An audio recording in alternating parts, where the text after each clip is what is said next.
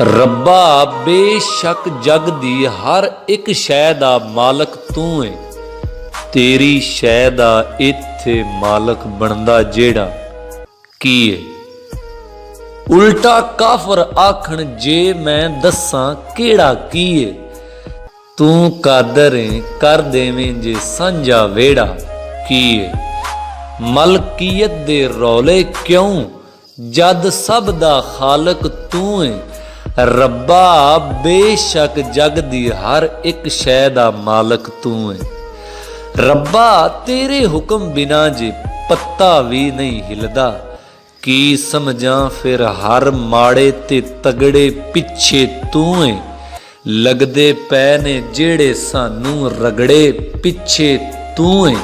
ਮਸਜਿਦ ਮੰਦਰ ਤੇ ਗਿਰਜੇ ਦੇ ਝਗੜੇ ਪਿੱਛੇ ਤੂੰ ਏ। ਇੰਨੇ ਖੂਨ ਖਰਾਬੇ ਦੇ ਵਿੱਚ ਤੈਨੂੰ ਕੀ ਏ ਮਿਲਦਾ।